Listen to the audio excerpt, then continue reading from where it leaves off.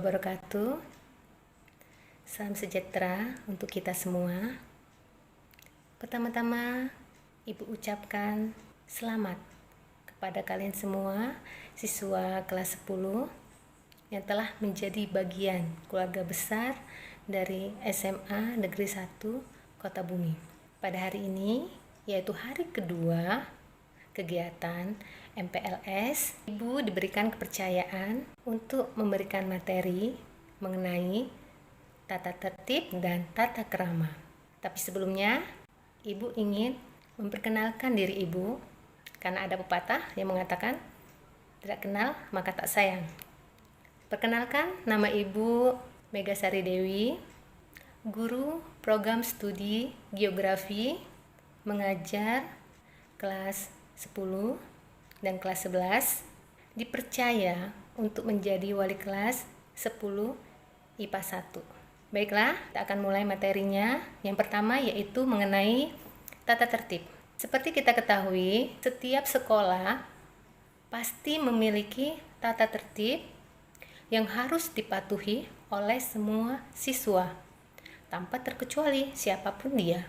Yang pertama-tama yang akan kita bahas yaitu mengenai tata tertib seragam sekolah di SMA Negeri 1 Kota Bumi. Baiklah, Ibu akan memberikan gambarnya. Kalian bisa perhatikan ya. Ini merupakan seragam standar dari SMA Negeri 1 Kota Bumi. Ada 3 tipe, yaitu untuk pria, wanita yang memakai hijab, dan wanita yang tidak menggunakan hijab. Kita bahas yang pertama, yaitu untuk siswa laki-laki yang seperti biasa menggunakan baju kemeja dan celana panjang. Kita lihat, setiap siswa diwajibkan untuk menggunakan badge lokasi. Badge dan lokasi. Dan juga menggunakan name tag yang menjadikan identitas dari siswa tersebut. Tidak boleh menggunakan nama orang lain. Intinya, tidak boleh menggunakan baju orang lain. Harus baju sendiri. Lalu wajib menggunakan dasi, tali pinggang hitam, dan celana standar. Tidak boleh cutbray ataupun baggy yang standar dengan ukuran 20 cm lebarnya. Dan juga harus rambut rapi. Tidak boleh gondrong. Setiap upacara wajib menggunakan topi. Lalu menggunakan sepatu hitam, kaos kaki putih, sepatu hitam dengan tali hitam. Itu standar untuk pakaian siswa laki-laki.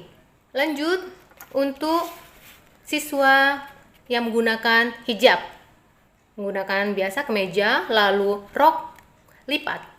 Tidak di plisket. Hijab, warnanya sudah ditentukan dari sekolah. Jangan lupa menggunakan seperti yang laki-laki menggunakan badge dan lokasi. Ini ya, badge dan lokasinya. Jangan lupa juga menggunakan name tag, identitas diri. Dasi, sama juga. Lalu menggunakan sama sepatu hitam, kaos kaki putih, lalu menggunakan topi apabila upacara. Untuk siswa yang tidak menggunakan hijab hampir sama. Kelengkapannya, badge lokasi, name tag, tali pinggang hitam, lalu rok lipat, tidak plisket, rambut harus rapi juga, menggunakan dasi. Lalu upacara wajib menggunakan topi, sepatu hitam, tali sepatu juga hitam, dan kaos kaki warna putih. Ini standar yang wajib dipatuhi bagi siswa-siswi SMA Negeri 1. Nanti kalau di luar ini, ya, nanti ada poin tersendiri. Itu ya, untuk seragam sekolah. Lanjut lagi. Di sini ada pedoman skor pelanggaran tata tertib SMA Negeri 1 Kota Bumi. Ini banyak sekali yang harus kalian patuhi. Ya. Kalau begitu, Ibu bacakan saja ya. Tolong perhatikan. Pedoman skor pelanggaran tata tertib SMA Negeri 1 Kota Bumi. Kita lihat jenis pelanggarannya. Ini ada mengenai keterlambatan siswa. Setiap terlambat setelah bel berbunyi itu skornya 2. Lalu kalau terlambat masuk kelas, poinnya 2 juga. Keluar kelas tanpa izin saat KBM berlangsung, poinnya 4. Lalu keluar kelas tanpa izin dan tidak kembali lagi pada jam tersebut. Dia izin keluar, tapi tidak kembali lagi. Itu poinnya 5. Lalu kalau tidak ikut upacara, poinnya 5. Karena kita wajib ikut upacara setiap hari Senin. Itu ya. Kita lanjut lagi untuk ketidakhadiran. Setiap tidak masuk tanpa keterangan ataupun alpa, poinnya atau skornya 5. Lalu mendatangkan orang tua atau wali palsu, dia ngebohongin, itu poinnya 10. Mengirim surat izin atau surat sakit palsu juga, poinnya 10. Lalu membolos sudah pasti ya, ada poinnya juga, ada skornya juga, itu 10. Baik ya, kita lanjut lagi untuk seragam sekolah. Tadi udah kita bahas yang pertama mengenai kelengkapan sekolah. Sekarang seragam sekolah apabila melanggar, itu ada skornya sendiri. Baik ya, yang pertama kalau tidak berpakaian seragam sekolah, jadi datang ke sekolah dia menggunakan baju bebas, itu poinnya 10. Lalu tidak rapi juga, poinnya 5. Tidak mengenakan ikat pinggang, lalu tidak memakai sepatu dengan sesuai ketentuan, tidak memakai kaos kaki putih, sekolah memakai topi di lingkungan sekolah, lalu memakai seragam sekolah yang tidak sesuai, seragam olahraga ya tentunya, yang tidak sesuai dengan ketentuan, tidak memakai badge lokasi, lalu tidak berpakaian pramuka tidak sesuai. Lalu untuk yang menggunakan hijab tapi tidak sesuai dengan ketentuan yang telah ditetapkan, semuanya masing-masing dikenakan skor 2. Ya, setiap item tadi yang Ibu bacakan masing-masing dikenakan skor 2. Ingat? Oke, kita lanjutkan lagi. Ini untuk kepribadian. Bagi siswa perempuan, tidak boleh berhias yang berlebihan. Lalu, tidak boleh menggunakan aksesoris yang berlebihan, yaitu dikenakan skor 5. Untuk siswa laki-laki dilarang menggunakan gelang, kalung, apalagi anting, atau aksesoris lainnya yang mengganggu dari atribut sekolah. Dikenakan skor 5. Rambut tidak boleh dicat. Kalau dicat, skornya 5. Lalu berbicara tidak sopan kepada teman atau siswa yang lain, kepada guru, kepada staf TU. Rambut tidak boleh gondrong, skornya 2. Ya, ataupun karyawan yang lain dikenakan poin 5. Lalu ada istilah nege atau meminta uang kepada orang lain secara paksa. Poinnya 25. Tidak boleh. Lalu kalau dia mencuri, ini sangat berbahaya ya. Kalau dia mencuri di lingkungan sekolah, poinnya 50. Lalu kalau kita sedang belajar, tidak boleh mengaktifkan handphone. Handphone itu harus dalam keadaan mati, karena dia akan mengganggu KBM. Jadi kalau misalnya sedang belajar, lalu menerima handphone, itu juga ada skornya, yaitu skornya 5. Ya, jadi jangan banyak-banyak nabung skor, banyak-banyak nabung uang. Itu yang cerdas. Lanjut lagi, ini masih kepribadian. Kalau ada siswa yang mencemarkan nama baik sekolah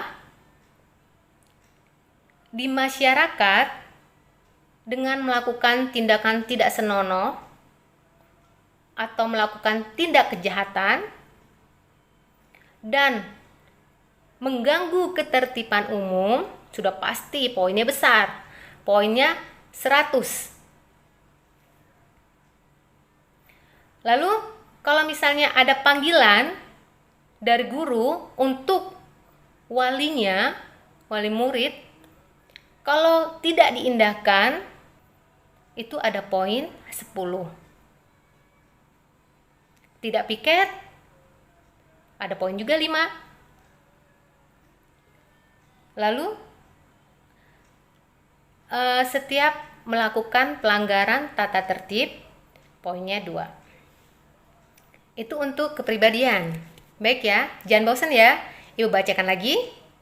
Masih menyimak? Oke, Ibu lanjutkan ya. Untuk senjata tajam, sudah pasti ya. Ini poinnya sangat besar-besar sekali. Jangan sekali-sekali ya berkaitan dengan senjata tajam. 1.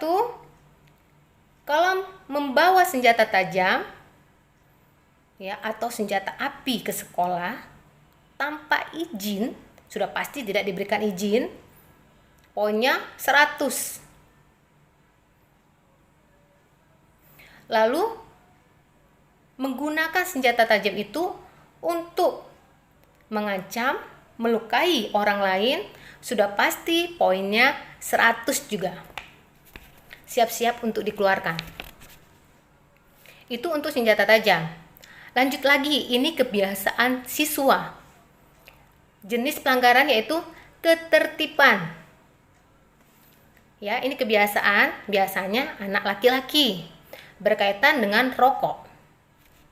Banyak ya sekarang ini ya, anak SD, anak SMP, udah pasti banyak anak SMA ya yang masih umur-umur muda.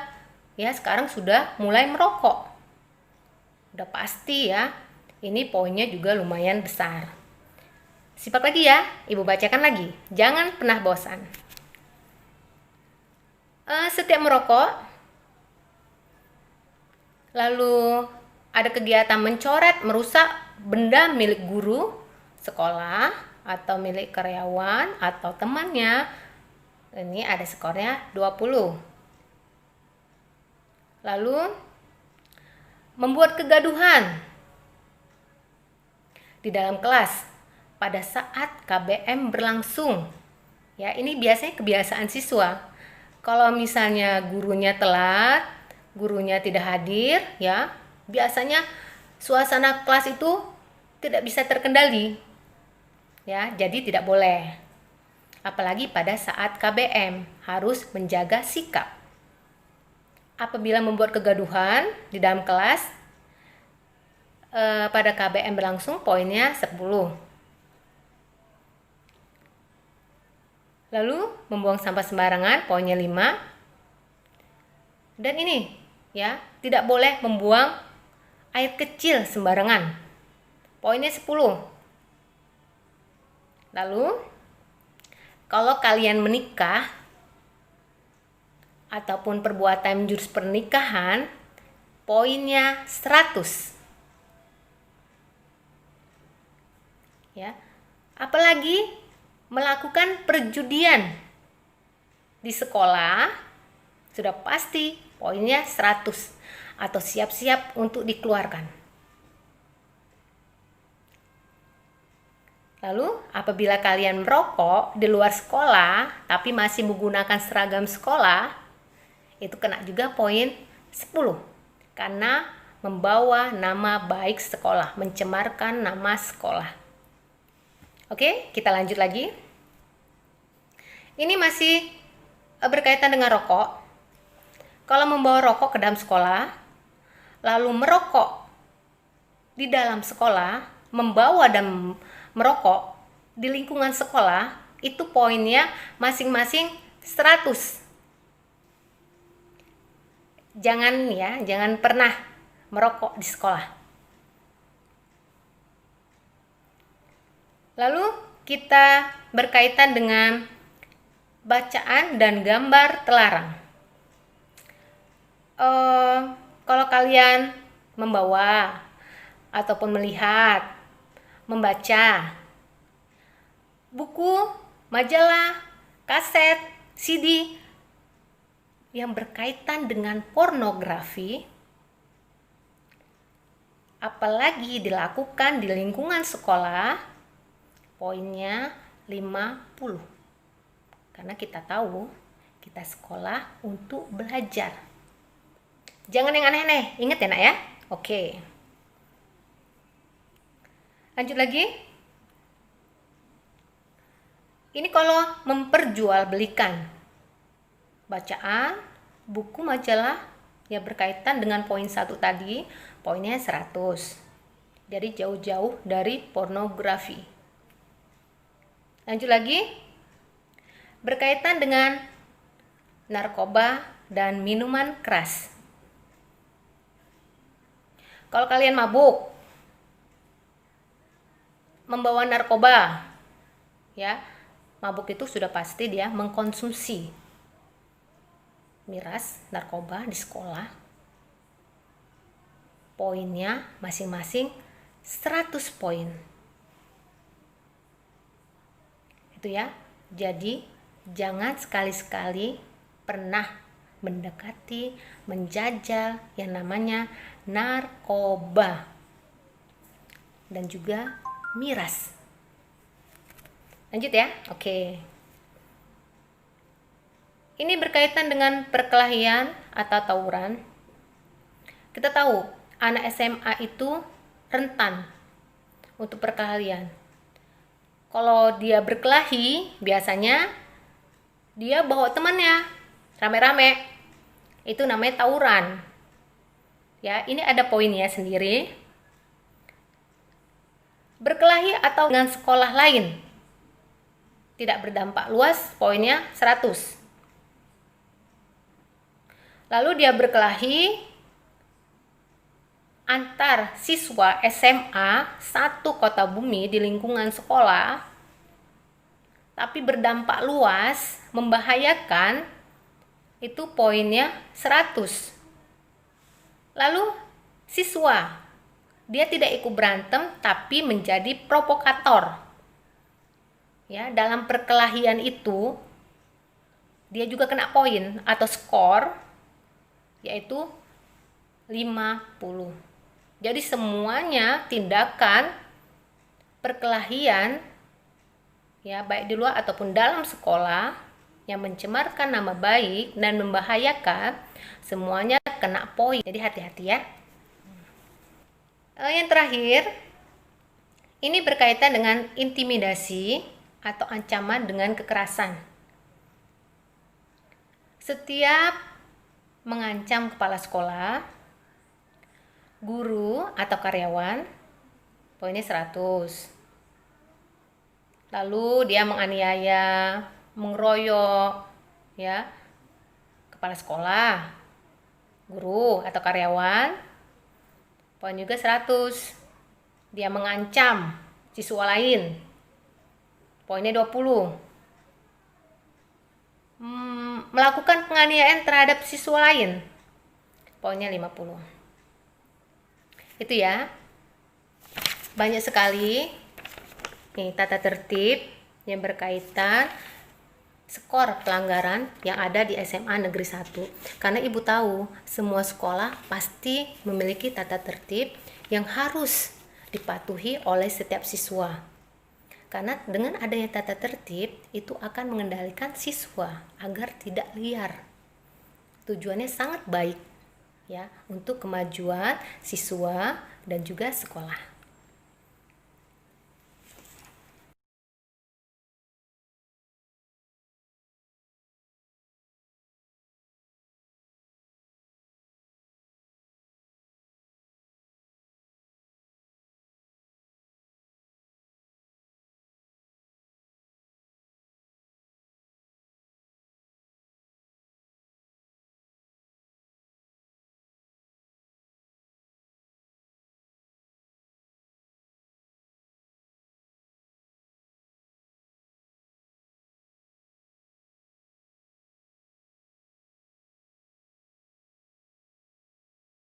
Baik anak-anak, sekarang kita lanjutkan lagi materi mengenai tata krama.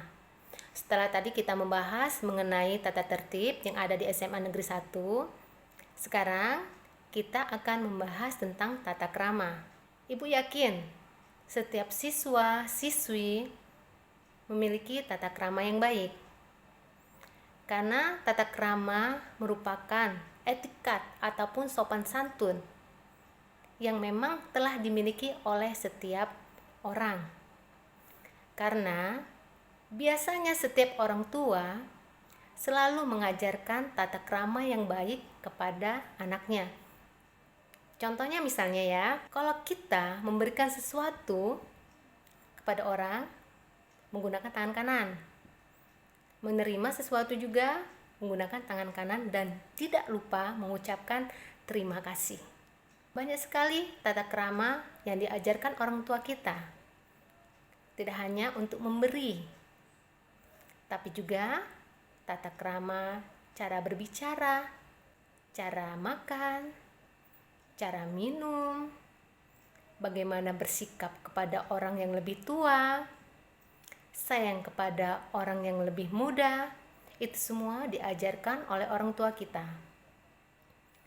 Karena tata krama yang baik itu akan membawa dampak yang baik untuk diri kita. Ya.